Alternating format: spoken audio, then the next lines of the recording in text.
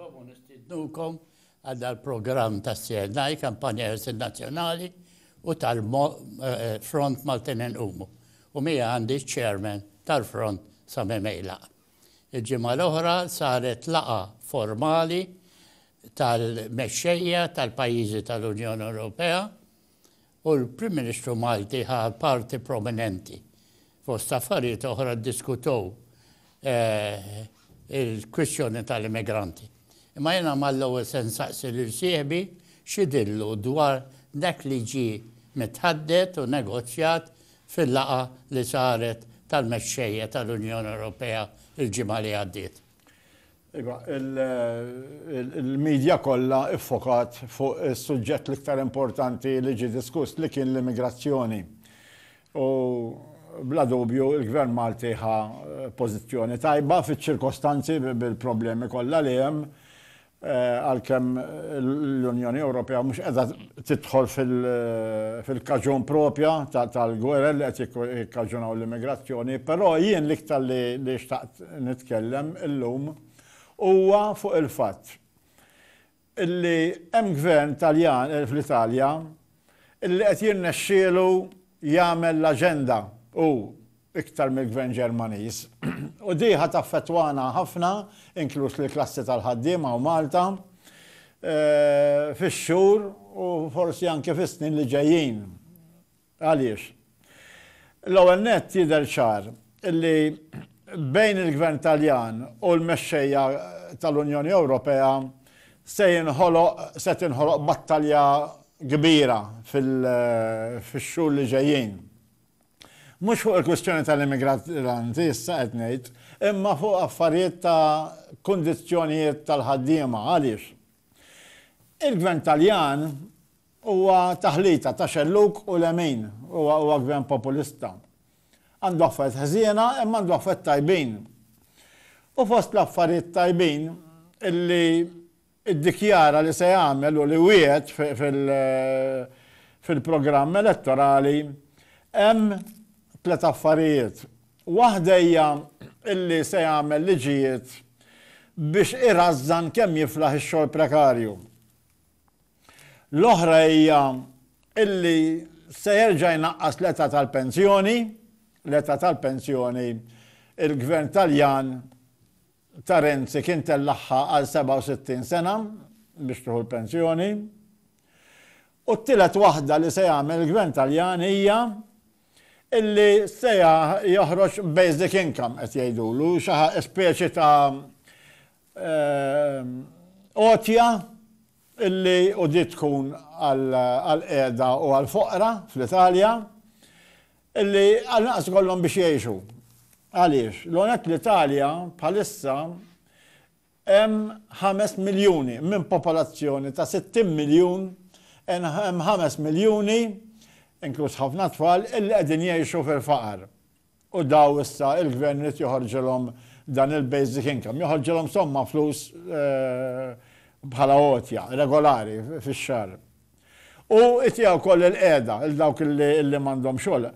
L-Italja ilha b'11%, 12% tar-rata tal-qatt għal snin twal. U fost iż-żgħażagħ ir-rata tal-qatt ġeliet 30%. Ġifieri din hija issa. Daw it-tliet affarijiet huma tajbin ħafna li deċiż li l-Gvern Taljan jagħmilhom. Dawn huma l-onet kontra l-linja tal-kbarat tal-Unjoni Ewropea. Ġifieri da żgur se jinħoloq konflitt. Diġà qabdu lil-Draghi tas-Central Bank biex jeddidhom il-daw illi jekk jagħmluhom ħajħarbtu s-swieq u mhux swieq u dal-ħafna skużi.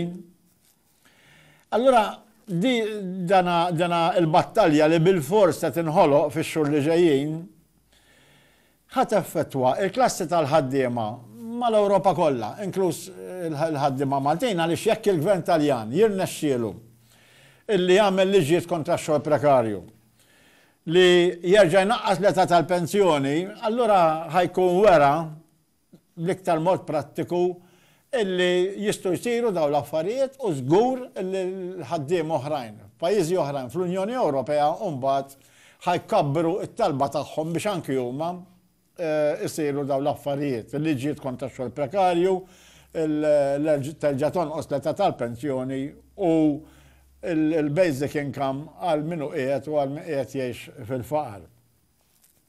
Allura aħna di tolqotna u importanti u di allura qed ngħidha għaliex kemm il-Gvern Laburista għaw Malta u anke l-unions ewlenin, il-General Workers Union, il-UHM u l-Forum Unions Maltin, għandhom pubblikament jappoġġjaw lill-Gvern Taljan f'daw it-tlet affarijiet li huma favori klassi tal-ħaddiema, ġifieri li tajb nispjegawha.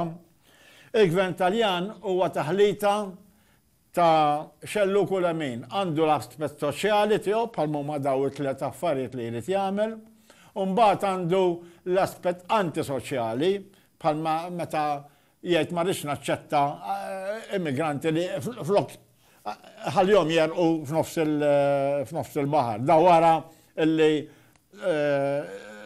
ikunu nħolqu daw ħafna minnhom bil-bombi li tkunu tafu l-istess pajjiżi tal-Unjoni Ewropea. Ma nistgħux inħaltu waħda ma' oħra.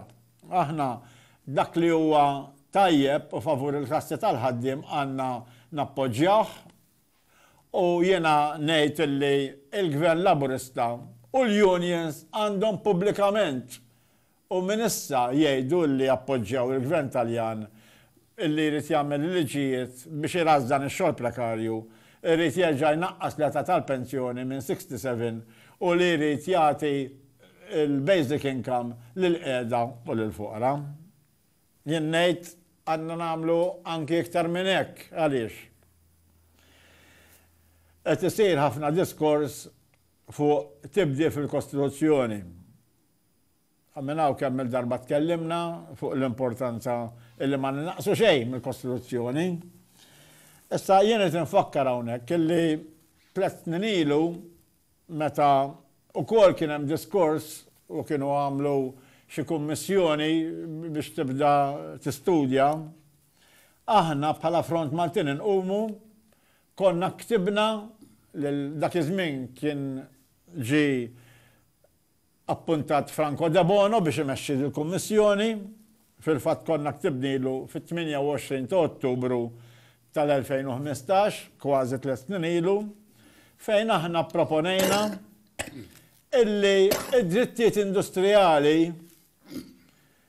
illi il-ħaddiema Maltin rebħu fi żmien il-gvernijiet laburisti, fi żmien il-gvernijiet ta' Mintoff u ta' Dr. Mifsud Bonnici, dawn għandhom jidħlu fil-Kostituzzjoni u jidħlu b'mod illi ikunu jorbtu lill-gvern tal-ġurnata u bekk inkunu qegħdin nassiguraw li anke jekk għada pitada jitla gvern f'Malta li jkun kontra u jkun qed ineħħihom daw ma jkunx jista' ineħħihom. U dawn huma kollha drittijiet li ħadmu fil-prattika, ġifieri ħadd ma jista' jġib skuża u jgħid imma għaliex għandna ndaħluhom fil-Kostituzzjoni u ndaħluhom b'mod illi jorbtu lill-gvern tal-ġurnata. Ħadd ma jista' jġibha din l-iskuża, ħadmu ħadd ma jista' dawn huma diffiċli biex isiru. Issa x'kienu daw id-drittijiet jien għandi hawnhekk kopja ta' del parti tal-ittra illi konna ktibna u ngħid ukoll minn hawn illi jekk terġa' ssir xi konvenzjoni aħna ħan insistu li nkunu parti minn din il-konvenzjoni, nkunu parti bħala Front Maltin inqumu għax kulħadd għandu dritt illi resta l-opinjonijiet tiegħu biex niddefendu l-neutralità, ħalli ma nħallu l-ħadd inaqqas il-neutralità minn hawn Malta, però anke biex nieħdu l-opportunità illi jidħlu daw id-drittijiet industrijali, għax il-Kostituzzjoni ma tinbidilx ta' spiss li tkun opportunità li m'għandix tintilef. Aħna għandi kopja ta' dil parti tal-ittra konna qegħdin nipproponu u għadna qed nipproponu daw l-affarijiet. L-ewwel nett il-drittijiet industrijali ma jkunux jistgħu jiġu rinunzjati, ġifieri, jekk employer biex iħaddem ħaddiem jgħidlu minti tittifferma li qabel illi flok inħadmek 40 sija, ħanħadmek 50 sija u tittaċċetta. Dan ikun illegali. Qed ngħidu li għandu jkun jintrabat il-gvern kostituzzjonalment illi l-ġurnata tax-xogħol ma taqbis 8 sigħat u l-ġimgħa tax-xogħol ma taqbis l-40 sija. Qed ngħidu illi għandu kien hemm paga minima nazzjonali illi tkun living wage, illi tkun biżżejjed biex il-familja tgħix biha, għax inkella x'inhu l-iskop illi jkun hemm paga minima nazzjonali. Jekk il-paga minima nazzjonali tkun qed titbaxxa, dena flok is-servita ġiet is-servita deni, għax l-employers jibdu dejjem jagħtu iktar pagi baxxi.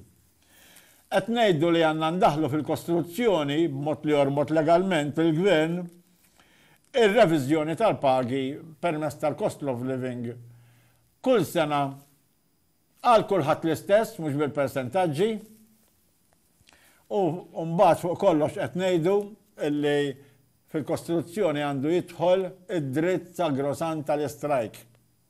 U da importanti għax qed naraw mal-Ewropa ħafna attentati biex dejjem inaqruh dan id-dritt sagrosant tal-istrajk. Mhux jgħidu m'għandux kien hemm dritt tal-istrajk, imma jgħidu ma tistax tistrajk jekk u ma tistax tistrajk jekk u dejjem inaqsu mill-effettività tiegħu. U naturalment illi issa daw kollha drittijiet illi ħafna minnhom daħlu fi żmien meta kien hemm gvernijiet laburisti tal-Perit Mintoff u ta' Dr. Mifsud Bonnici.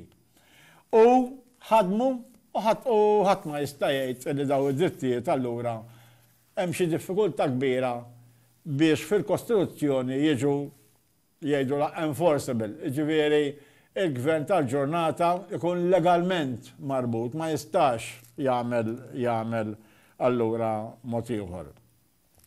Jiena ngħid ukoll hawnhekk illi opportunità bħal din meta hawn diskors li tinbidel il-Kostituzzjoni titfa' ħafna responsabilità fuq il-Unions Maltin.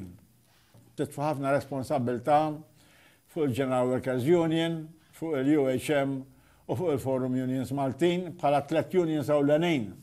Għaliex ngħidluha kif inhi għandhom ikunu huma l-ewwel istituzzjonijiet ta' Malta illi meta il-gvern u anke l-oppożizzjoni qegħdin jgħidu illi għandu kien hemm tibdil fil-Kostituzzjoni għandhom ikunu huma l-ewwel qabel kulħadd illi jipproponuhom dawn l-affarijiet.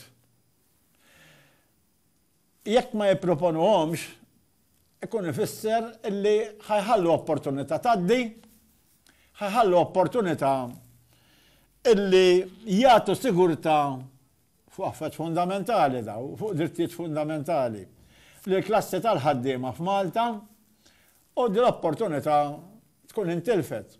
U jekk tintilef din l-opportunità ikun nuqqas min-naħa tal-unions lejn il-klassi tal-ħaddiema għaw Malta. Sal-lum f'dak 3 snin, aħna 3 snin illi ktibna l-konvenzjoni li kien se jwaqqaf il-gvern u ma nafx ġara waqfet di spiċċat bihom dwar daw id-drittijiet industrijali fil-Kostituzzjoni.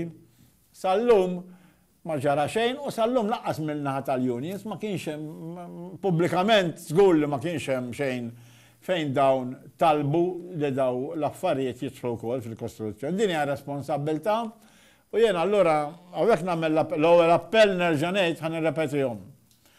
Il-Gvern Laburista u l-Unions Maltin fil-waqt li għandna nieqfu kontra il-Gvern Taljan jekk jipprova jimponi xi ħaġa fuq il-poplu Malti dak għandna neqfulu u sewwa jagħmel il-Gvern immigrazzjoni jew tkun xi tkun.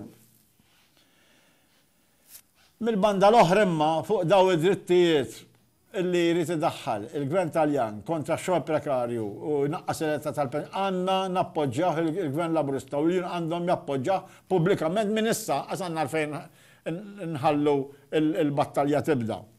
Mill-banda l-oħra fuq id-drittijiet li jitlu fil-Kostituzzjoni aħna ħanibqgħu ninsistu dwarhom jekk issir terġa' konvenzjoni jew xi jsir u nappella lill-unions biex ukoll jimmobilizzaw anzi l-ħaddiema favur daw id-drittijiet. Issa kif diġà ntqal fil-bidu ta' dit taħdita, is-suġġett ewlieni tal-laqa tal-mexxejja tal-Unjoni Ewropea l-ġimgħa l-oħra kien il-kwistjoni tal-immigrazzjoni.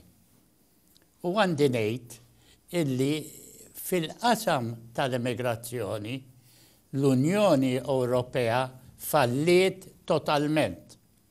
L-Unjoni Ewropea falliet f'ħafna qasam, fil-qasam industrijali, bil-miljuni ta' ħaddiema qiegħda, fil-qasam ekonomiku, bil-falliment ekonomiku ta' ħafna pajjiżi, fil-qasam ukoll tal-politika barranija li minflok qed iġġib il-paċi fl-Ewropa qed iżid it-tensjoni ta' teddida ta' gwerra. Dawn huma fallimenti kbar tal-Unjoni Ewropea u sfortunatament la Malta tagħmel parti mill-Unjoni Ewropea huma fallimenti tagħna wkoll. Irridu u ma rridux għaliex aħna parti mill-politika tal-Unjoni Ewropea. Imissa niġu għall-kwistjoni tal-immigranti li hija kwistjoni li qed torqodna direttament. L-Italja hija marbuta Malta bir-regoli li llum jeżistu dwar is-salvataġġ ta' min ikun se jereq u fejn jittieħdu dawk li jiġu salvati. Hemm regoli internazzjonali. Tajbin joħżiena, jorbtu lil Malta, jorbtu l-Italja, jorbtu kull pajjiż ieħor tal-Unjoni Ewropea. Issa jekk l-Italja ixin ir-raġuni, għandha raġun jew m'għandix tort, ma tridx toqgħod għal dawn ir-regoli, din hija xi ħaġa li tolqot lilha u tagħmel hi. Tolqot lilna wkoll. Imma prinċipalment tolqot lilha jekk ma tridx toqgħod għal dawn regoli. Hija tbagħat il-konsegwenzi. Imma li mbagħad mhux biss ma toqgħodx għal dawk il-regoli, imma tikdeb sfaċċatament dwar il-fatti dak għale.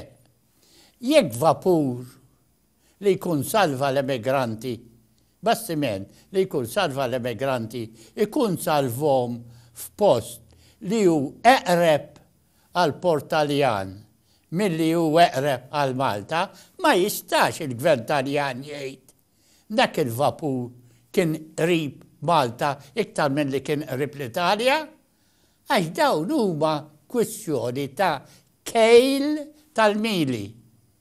Jekk fil-kejl juri il-vapur, il-bastiment kien eqreb Port Taljan milli Port Malti, jagħmel ħażin il-Gvern Taljan jikdeb sfaċċatament u jgħid dak il-vapur kien eqreb Malta milli kien eqreb l-Italja.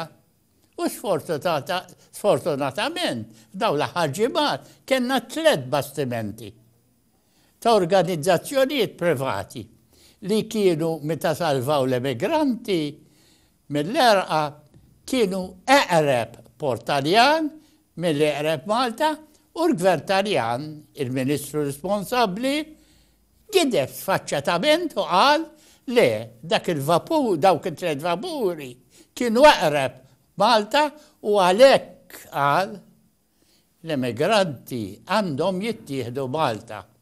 Dan huwa żball oħxon u m'għandux isir iktar u iktar meta. L-organizzazzjoni li qiegħda tikkontrolla is-salvataġġ fil-Mediterran hija bbażata ġewwa Ruma, il-belt kapitali tal-Italja. Hija mmexxija minn uffiċjali internazzjonali, imma ħafna minnhom huma uffiċjali Taljani. Mela il-fatti huma stabbiliti għal dak li hu kejl fejn ikun il-vapur li salva l-immigranti, mhux minn Maltin, jew minn xi ħadd ieħor, imma minn din l-organizzazzjoni li taħdem minn Ruma. U allura l-gvern Taljan m'għandu ebda skuża li ma jafx eżatt fej kienu daw il-vapuri meta salvaw l-emigranti għaliex l-organizzazzjoni ġewwa Ruma tgħidlu eżatt fej kien il-vapur meta salva l-emigranti. U minna mill-tarif li tgħaddi l-organizzazzjoni ir-riżulta bl-ebda kwistjoni ta' xejn illi dawn it-tliet vapuri li semmejt fosthom l-Aquarius, il-Lifeline u l-Open Arms u t-tliet vapuri tal-għaqdiet mhux governattivi dawn kienu eqreb Port Taljan mill-Port Malti. Mela skont ir-regoli għandu raġun il-Gvern Malti li jgħid mhux jien responsabbli skont il-liġijiet li aħna marbutin bihom biex nieħdu dawn l-emigranti. Dik l-ewwel kwestjoni. It-tieni kwestjoni hija l-Unjoni Ewropea dik kwestjoni tal-emigranti x'inhi tagħmel? Ilha issa snin sejra biha. Ħarġet il-biljuni ta' euro fuq din il-kwestjoni u ma solvitix. L-għanet tax kif dejjem jgħid l-ewwel raġuni prinċipali għaliex hemm daqshekk miljuni u mijiet eluf ta' emigranti llum huwa il-gwerer li hemm f'ħafna pajjiżi li ħafna pajjiżi tal-Unjoni Ewropea jew direttament jew indirettament qed jieħdu sehem fihom. Pereżempju, jekk nieħdu pajjiż wieħed biss, is-Sirja. Is-Sirja ħafna pajjiżi tal-Unjoni Ewropea ħadu sehem dirett jew indirett fil-gwerra fis-Sirja. Il-gwerra fis-Sirja ipproduċiet għajmet miljuni ta' Sirjani li telqu pajjiżhom u qed ifittxu kemm f'pajjiżi oħra. Biex insemmu biss it-Turkija hemm fuq 3 miljuni Sirjani jikkampjaw ġewwa t-Turkija li telqu bis-Sirja imħabba l-gwerra. Issa x'inhi tagħmel l-Unjoni Ewropea biex twaqqaf il-ġrid fis-Sirja? Ma qed tagħmel xejn. Sakemm l-Unjoni Ewropea ma tinsistix li ma tkomplix tgħin ir-ribelli biex ikomplu jiġġieldu kontra il-gvern leġittimu tas-Sirja, l-Unjoni Ewropea qiegħda istess tikkaġuna li ħafna Sirjani jkollhom jitilqu minn darhom u għalhekk qed iżżid il-pressjoni tar-refuġjati Sirjani fil-pajjiżi tal-Unjoni Ewropea. Mela dik l-ewwel tort tal-Unjoni Ewropea. It-tieni, l-Unjoni Ewropea ilha tgħid illi il-soluzzjoni aħħarija tal-emigrazzjoni mill-pajjiżi fqar tal-Afrika hija illi dawn il-pajjiżi jiġu mejjuna mill-Unjoni Ewropea ħalli ikkabbru l-ekonomiji tagħhom ħalli jistgħu huma joffru x-xogħol għal miljuni ta' ċittadini ta' dawn il-pajjiżi illi llum huma bla xogħol qed ibatu l-faqar u huma għalhekk qed ifittxu kien fil-pajjiżi tal-Unjoni Ewropea. X'għamlet s'issa l-Unjoni Ewropea biex tgħin lil dawn il-pajjiżi tal-Afrika ħalli jiżviluppaw u jnaqsu ħtieġa li miljuni ta' ċittadini tagħhom jemigraw. Għamlet xi ħaġa ta' għajnuna imma ma tax biżżejjed qed tonfoq il-biljuni biex tipprova tikkontrolla it-traffiku tal-immigranti fil-Mediterran.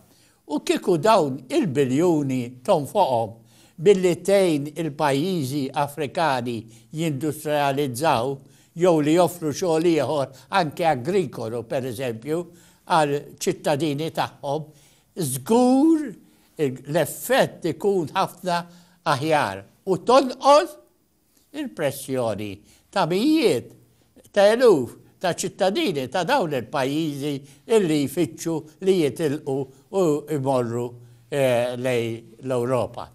Mela dawn huma żewġ nuqqasijiet tal-Unjoni Ewropea. It-tielet kwistjoni hija fondamentali. L-Unjoni Ewropea skont ir-regoli tagħha stess, l-istatut tal-Unjoni Ewropea tgħid il-kwistjoni tal-immigrazzjoni mhijiex kwistjoni li għandha tiġi kontrollata, regolata bil-Unjoni Ewropea, imma kull gvern nazzjonali, kull pajjiż għandu l-obbligu li jikkontrolla l-immigrazzjoni f'pajjiżu.